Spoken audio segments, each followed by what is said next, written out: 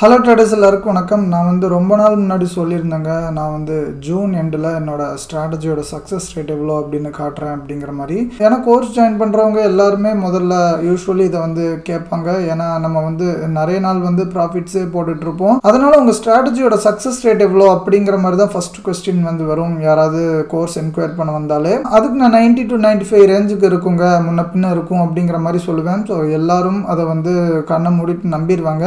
ஏன்னா ஆப்வியஸ் மக்களுக்கு என் மேல அவ்வளோ நம்பிக்கை இருக்குங்க. ஸோ அதனால என்ன வந்து டவுட் பண்ணவே மாட்டாங்க.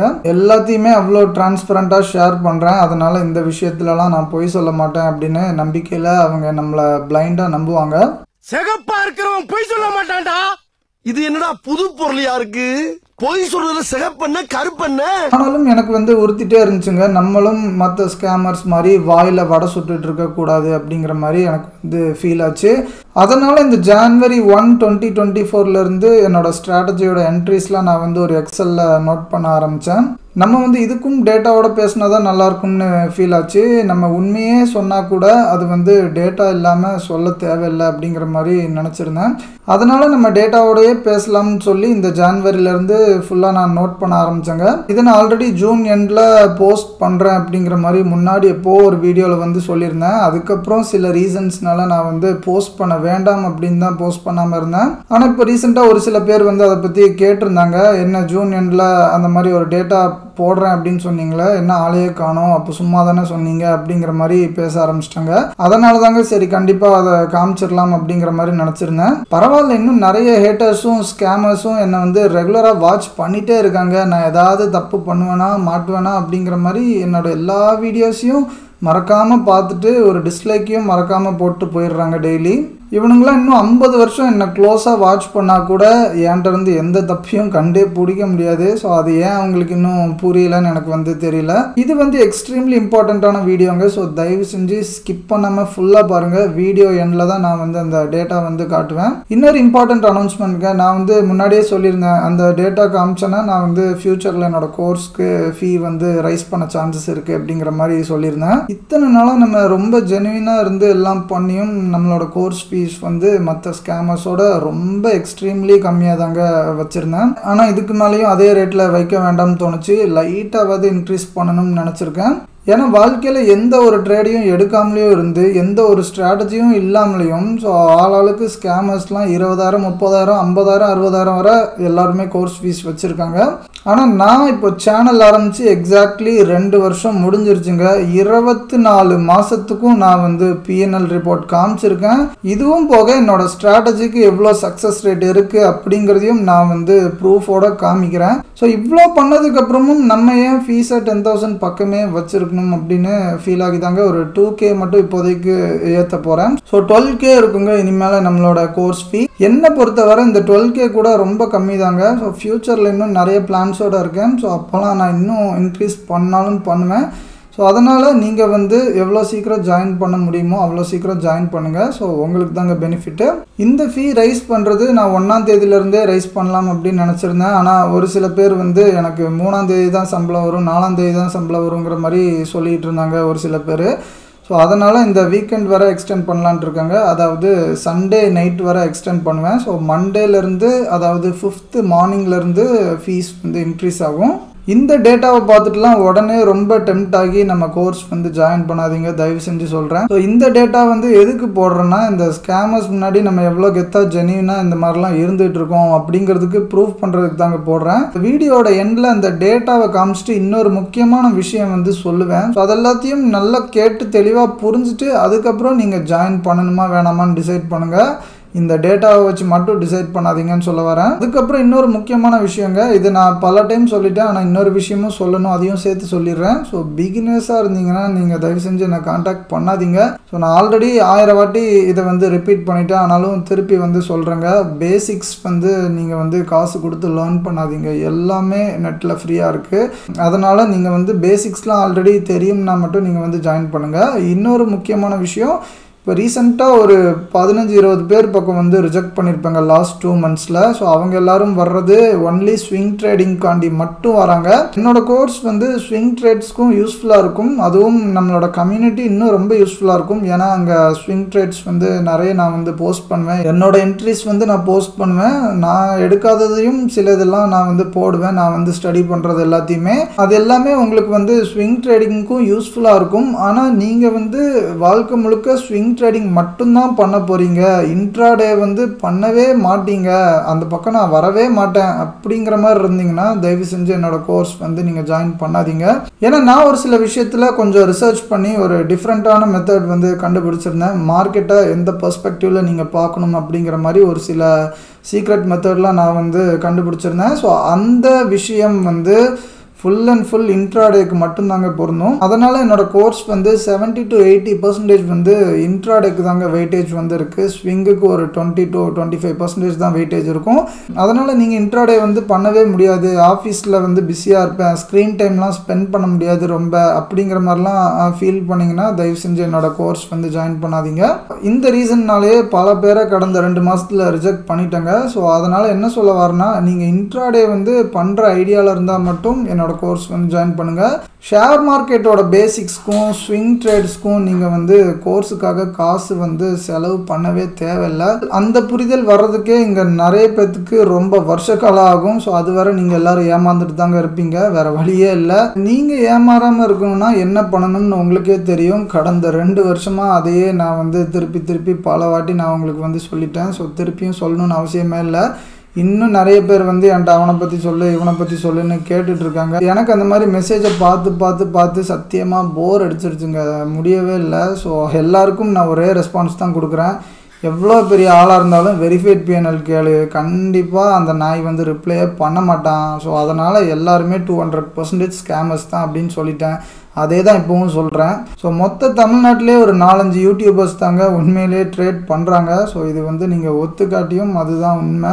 அந்த உண்மைலாம் நீங்கள் அடி வாங்கி மெதி வாங்கி ஸ்கேமர்ஸ் கிட்ட ஏமாந்து ஒரு 4-5 வருஷம் கழிச்சு புரியும் கண்டிப்பாக. ஸோ விட்டால் இன்னும் அதை பற்றி பேசிகிட்டே இருப்பேங்க, ஆனால் போதும்னு நினைக்கிறேன். சரி வாங்க நம்ம டேட்டாவை வந்து பார்க்கலாம். ஸோ இதுதாங்க அந்த எக்ஸல் ஷீட். ஒரு பக்கம் என்ட்ரிஸ் வந்து இருக்கும், ஒரு பக்கம் கமெண்ட்ஸ் வந்து இருக்கும். என்ட்ரிஸ்லாம் என்ன லாஜிக் அப்படின்னு என்னால் இங்கே காட்ட முடியாது, அதனால் இந்த பக்கம் ஃபுல்லாக ஹைட் பண்ணியிருக்கேன். நான் ஆல்ரெடி யூடியூப் வீடியோஸ்லேயே 50 to 60% நிறைய விஷயங்கள் வந்து சொல்லியிருக்கேன் என்னோட என்ட்ரிஸ் பற்றிலாம். நீங்கள் என்னோட யூடியூப் வீடியோஸ்லாம் ரெகுலராக பார்த்துருந்தாலே ஆல்ரெடி உங்களுக்கு ஒரு ஐடியா வந்து கிடச்சிருக்கும். நீங்கள் அதை வச்சு நீங்கள் வந்து ட்ரேடிங்கை சூப்பராக இம்ப்ரூவ் பண்ணலாம். ஆனால் யூடியூப்பில் இன்னும் ஒரு 50% விஷயங்கள்லாம் சொல்லியிருக்கவே மாட்டேன், அதை பற்றிலாம் நான் வாயை திறந்துருக்கவே மாட்டேன் எங்கேயுமே. ஸோ அந்த மாதிரி விஷயங்கள்லாம் மட்டும்தான் என்னோட கோர்ஸில் வந்து வச்சுருப்பேன். இப்போ வந்து நம்ம டேட்டாவை பார்க்கலாங்க. இது வந்து ஜான்வரிக்கு, ஸோ இது வந்து ஃபெப்ரவரிக்கு.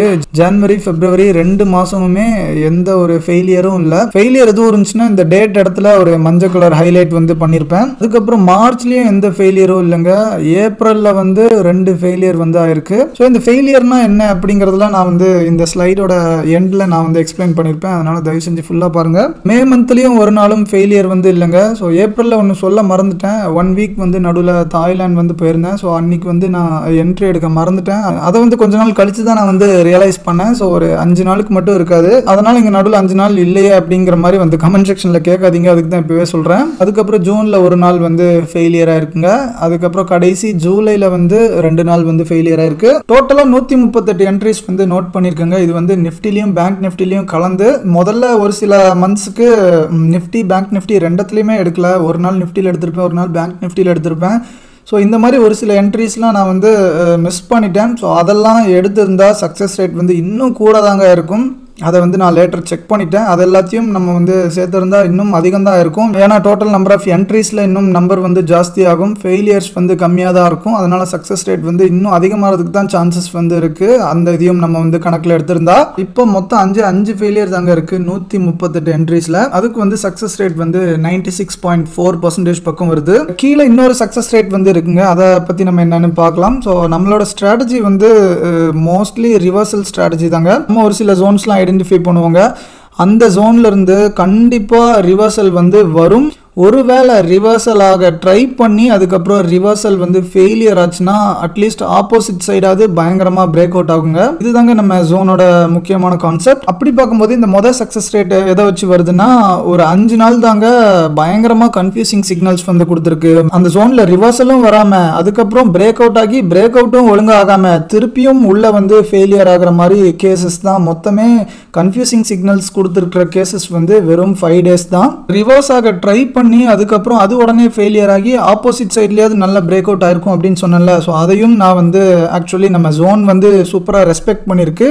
அதனால் சக்ஸஸ் அப்படின்னு தான் நான் வந்து எடுத்துப்பேன். அந்த மாதிரி சினாரியோவில் ஃபெயிலியர்ஸ் வந்து ஜஸ்ட் 5 தாங்க இருந்திருக்கு. சக்ஸஸ் ரேட் வந்து 96.4 இருக்குது. இல்லை இதெல்லாம் கணக்கில் எடுத்துக்கக்கூடாது, ரிவர்ஸ் ஆக ட்ரை பண்ணி அப்புறம் ஆப்போசிட் சைடில் பிரேக் ஆனாலும் அதை வந்து ஃபெயிலியராக தான் நீ வந்து கன்சிடர் பண்ணணும் அப்படின்னு நீங்கள் நினச்சிங்கன்னா அந்த ஃபெயிலியர் வந்து கணக்கு எடுக்கணும்னா 17 days வருதுங்க. ஸோ இதை கன்சிடர் பண்ணி பார்க்கும்போது சக்ஸஸ் ரேட் வந்து 88 பக்கம் வருது. ஸோ இந்த 2 ஃபெயிலியர்ஸ்லையும் டிஃப்ரென்ஸ் வந்து 12 days வந்து வருதுங்க. ஸோ அப்படின்னா 12 நாள் வந்து ரிவர்ஸ் ஆக ட்ரை பண்ணியிருக்கு.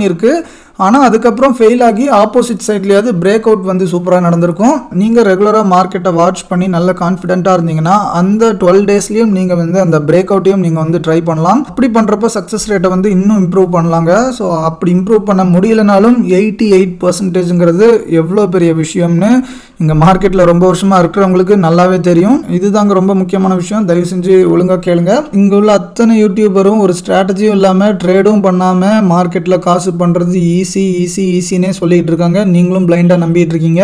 நான் உண்மையாவே ட்ரேடும் பண்ணி ப்ராஃபிட்லயும் இருந்து அந்த ப்ராஃபிட்டையும் உங்ககிட்ட ப்ரூஃபா காமிச்சு அதுக்கப்புறம் இந்த மாதிரி ஒரு சக்சஸ் ரேட் கொடுக்குற ஸ்ட்ராட்டஜியும் இருக்குன்னு ப்ரூஃப் வந்து காமிச்சிட்டேன். இந்த சமயத்துல கூட நான் வந்து மார்க்கெட்ல காசு பண்றது ரொம்ப கஷ்டம் தாங்க நான் வந்து எல்லாருக்குமே சொல்லுவேன். நான் என் ஸ்டூடெண்ட்ஸ்ட்டு எல்லார்ட்டையுமே ஜாயின் பண்றதுக்கு முன்னாடி இந்த வார்னிங் வந்து கொடுத்துட்டு தாங்க எடுப்பேன். நம்ம சக்சஸ் ரேட் வந்து 95க்கு மேல தான் இருக்கு கண்டிப்பா. ஆனாலும் ஈஸியா காசு பண்ணலான்னு மைண்ட் செட்ல வராதீங்க. அந்த மாதிரி மைண்ட் செட்டில் இருந்தீங்கன்னா தயவு செஞ்சு ஜாயின் பண்ணாதீங்கன்னு தெளிவாக டிஸ்க்ளைமர் கொடுத்துட்டு தாங்க நான் வந்து எடுப்பேன். ஏன்னா இந்த ஸ்ட்ராட்டஜிலாம் ஒரு 30-40% தாங்க வெயிட்டேஜ், ரிமைனிங் 60% வந்து சைக்காலஜி அண்ட் டிசிப்ளின் தாங்க எல்லாமே. ஸோ நம்ம வந்து அதனால தாங்க நிறைய பேர் வந்து லாஸ் பண்ணிக்கிட்டே இருக்கோம். இன்னொரு முக்கியமான விஷயம், இங்கே 138 என்ட்ரிஸ் வந்து கிடச்சிருக்கு அப்படிங்கிற மாதிரி போட்டிருக்கேன். ஸோ இவ்வளோ என்ட்ரிஸ் இருந்தாலுமே நம்ம வந்து டெய்லி என்ட்ரி எடுக்கணும்னு நினைக்கவே கூடாதுங்க. ஸோ அதில் வந்து நிறைய சிக்கல்கள் வந்து இருக்குது. ஸோ இதில் எல்லா நாளும் என்ட்ரி வந்து அவ்வளோ கிளியராக உங்களுக்கு வந்து இருந்துராது. ஒரு சில நாள்லாம் நம்மளுக்கே லைட்டாக கன்ஃபியூஸ் ஆகுங்க, எடுக்கிறதா வேணாமா இல்லை இங்கே எடுக்கணுமா அங்கே எடுக்கணுமாங்கிற மாதிரிலாம் சில பல கன்ஃபியூஷன்ஸ்லாம் வரும். அது போக இந்த மாதிரி ரொம்ப வைடான ஒரு சிபிஆருக்குள்ளே மார்க்கெட்ஸ் போய் சிக்கிட்டுனா அதுக்குள்ளேயே அப்படியே சுற்றிக்கிட்டு இருக்கும். இன்னொன்று பயங்கர நேரோ சிபிஆராக இருந்தாலும் எக்ஸ்ட்ரீம்லி ட்ரெண்ட் ஆகும். மேலே கீழேலாம் மாற்றி அந்த சிபிஆரை உடச்சிட்டு வரும். ஸோ இது போக இன்னும் ஒரு சில ரெப்பிட்டேட்டிவ் பேட்டர்ன்ஸ்லாம் வச்சிருக்கோம். ஸோ அந்த இதெல்லாம் நீங்கள் நோட்டீஸ் பண்ணீங்கன்னா அன்னைக்கெலாம் ட்ரேட் பண்ணக்கூடாது அப்படின்னு டிசைட் பண்ணணும். ஸோ இந்த மாதிரி உள்ள வந்து இன்னும் நிறைய விஷயங்கள் இருக்குங்க. அதனால என்ட்ரி வந்து அவ்வளோ ஈஸியாக கிடைச்சிடாது. ஆனால் ரொம்ப ஈஸியாக கிடைக்கிற மாதிரிலாம் ஒரு சில நாள் வந்து உங்களால் ஐடென்டிஃபை பண்ண முடியும். ஸோ அதுக்கு வந்து நீங்கள் ரெகுலராக மார்க்கெட்டை வாட்ச் பண்ணிகிட்டே இருக்கணும். அந்த மாதிரி டேஸ்லலாம் எப்படி என்ட்ரு ஆகணும் அப்படின்னு தாங்க நீங்கள் வந்து கான்சென்ட்ரேட் பண்ணணும். இந்த 138 என்ட்ரியவே அப்படியே இன்னும் பாதியாக பண்ணுங்க. ஒரு 70ன்னு வச்சுக்கலாம். ஒரு 70 என்ட்ரி தான் எடுக்கிற மாதிரி நீங்கள் வந்து டெவலப் ஆகணும். அந்த மாதிரி ஃபில்டர் பண்ணி 100% கூட நீங்கள் வந்து சக்ஸஸ் ரேட் கொண்டு வரலாம். ஆனால் கண்டிப்பாக பயங்கரமான டிசிப்ளினும் பயங்கரமான ஒரு பொறுமையும் வேணுங்க. அதுவும் கண்ட்ரோல் பண்ண தெரியணும். ட்ரேட் எடுக்காமல் இருக்க கண்ட்ரோல் பண்ண தெரியணும். அதுதான் உலகத்திலே ரொம்ப கஷ்டமான விஷயம். நானும் இன்னும் அந்த விஷயத்தில் வந்து ரொம்ப ஸ்ட்ரகிள் பண்ணிட்டு தாங்க இருக்கேன். ஸோ என் செட்டப் வராமலே பல டைம் வந்து ட்ரேட் எடுத்து அடி வாங்கியிருக்கேன். அது எத்தனை டைம் அடி வாங்கினாலும் திருப்பி அதே தப்பை தான் பண்ணுவேன். இந்த மாதிரி தப்புகள்லாம் நிறைய பண்ணுறதுனால தாங்க எல்லாருமே லாஸ் ஆகிட்டே இருக்கும். ஆனால் இந்த மாதிரி கேவலமான தப்புலாம் நான் பண்ண மாட்டேன். நான் வந்து செம்ம டிசிப்ளின்டான ஆள், எமோஷன்ஸ்லாம் சூப்பராக கண்ட்ரோல் பண்ணுவேன். அப்படிப்பட்ட ஒரு ஆளாக இருந்தீங்கன்னா நான் சத்தியமாக சொல்கிறேன், என்னோட ஸ்ட்ராட்டஜி வச்சு நீங்கள் லைஃப்லேயே 1 month கூட நீங்கள் வந்து ரெட்டில் க்ளோஸே பண்ண மாட்டீங்க. நான் கடந்த 24 மாதத்தில் 2 மாதம் தாங்க ரெட்டில் வந்து க்ளோஸ் பண்ணியிருக்கேன். மீதி 22 மாதம் க்ரீனில் தான் க்ளோஸ் பண்ணியிருக்கேன். அந்த 2 மாதத்துலேயும் 1 மாதம் வந்து என் மேலே தான் தப்பு.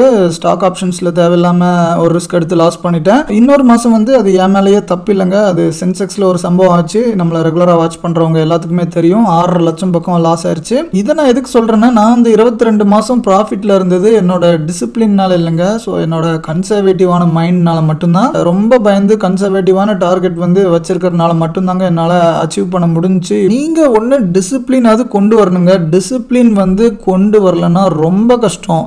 ஆனால் என்னாலேயே இன்னும் கொண்டு வர முடியல. உங்களால் டிசிப்ளினும் கொண்டு வர முடியலன்னா அட்லீஸ்ட் இந்த கன்சர்வேட்டிவான மைண்டாவது கொண்டு வர பாருங்கள். இந்த ரெண்டில் ஏதாவது ஒன்றாவது கண்டிப்பாக இருக்கணுங்க. இந்த விஷயத்தை மட்டும் நீங்கள் புரிஞ்சுக்கிட்டேன்னா ட்ரேடிங்கில் கொஞ்சம் ஈஸியாக சக்ஸஸ் ஆகலாம். டிசிப்ளின்லாம் வர்றதுக்கு வருஷ காலம் ஆகுங்க. எனக்கு 4+ இயர்ஸ் ஆயிடுச்சு, இன்னும் வரல. ஸோ அது ஒவ்வொருத்தங்களுக்கும் ஒவ்வொரு மாதிரி இருக்கும். ஒருத்தங்களுக்கு 2 வருஷத்துலேயே வந்துடும், ஒருத்தங்களுக்கு 10 வருஷம் கழிச்சு தான் வரும். இந்த மாதிரி ஒவ்வொருத்தங்களுக்கும் டிஃபர் ஆகும் இந்த டைம் எடுக்கிறது வந்து. இதில் என்ன ஒரு பிரச்சனைனா, இந்த சைக்காலஜி அண்ட் டிசிப்ளின்லாம் மற்றவங்க சொல்லி கொடுத்து வர்றது இல்லைங்க. ஸோ நான் ஏதாவது விஷயங்கள் சொன்னாலுமே உங்களால் அதை வந்து ஃபாலோ பண்ணவே முடியாது. ஏன்னா எனக்கு தெரியும் என்னெல்லாம் பண்ணணும்னு, 100% எனக்கு தெரியும். ஆனால் என்னாலையும் ஃபாலோ பண்ணவே முடியல, அதுதான் பிரச்சனை.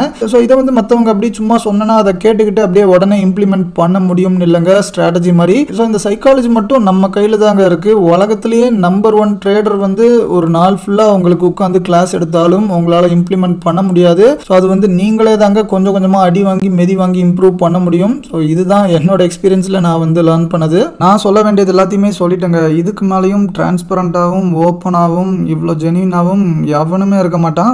நீங்கள் இதெல்லாம் புரிஞ்சுக்கிட்டு ஒரு ரியல் ட்ரேடர்கிட்ட லேர்ன் பண்ணி அவங்க கூட லைஃப் ஃபுல்லாக ட்ராவல் பண்ணணும் அப்படின்னு நினச்சா மட்டும் ஸ்க்ரீனில் தெரியுற இந்த நம்பருக்கு வந்து காண்டாக்ட் பண்ணுங்க. முடிஞ்ச அளவுக்கு சண்டே நைட்டுக்குள்ள ஜாயின் பண்ண ட்ரை பண்ணுங்க. கொஞ்சம் காசு சேவ் பண்ணணும்னு நீங்க நினைச்சீங்கன்னா, சண்டேக்குள்ள உங்களால ஜாயின் பண்ண முடியலனா கூட ஒரு 2 or 3K ஒரு சின்ன அட்வான்ஸ் வந்து நீங்க பே பண்ணி புக் பண்ணி வச்சுக்கலாம். ஸோ அதுக்கப்புறம் நீங்க ஃபியூச்சர்ல ஜாயின் பண்ணும்போதும் உங்களுக்கு இதே ரேட்ல வந்து நான் கொடுப்பேன். உங்களுக்கு இந்த வீடியோ பிடிச்சிருந்தாலும் என்னோட டிரான்ஸ்பரன்சி பிடிச்சிருந்தாலும் தயவு செஞ்சு ஒரு லைக் பண்ணி சப்போர்ட் பண்ணுங்க. லைக் பண்ணுங்கன்னு கேட்கறது அதனால எங்களுக்கு ஏதோ காசுலாம் வராதுங்க. அதனால ஒரு பைசாக்கு பிரயோஜனம் இல்லை. ஸோ நீங்கள் லைக் பண்ணிங்கன்னா இந்த வீடியோ 4 பேருக்கு போய் சேரும். அதனால தான் நான் வந்து லைக் பண்ணுங்கன்னு கேட்குறேன். நான் இந்த வீடியோவில் சொன்னதெல்லாம் கரெக்டாக தப்பா அப்படின்னு உங்களுக்கு ஏதாவது கருத்து இருந்தாலும் நீங்கள் வந்து கமெண்ட் செக்ஷனில் கமெண்ட் பண்ணுங்கள். இன்னொரு நல்ல வீடியோவில் சந்திக்கலாம். நன்றி.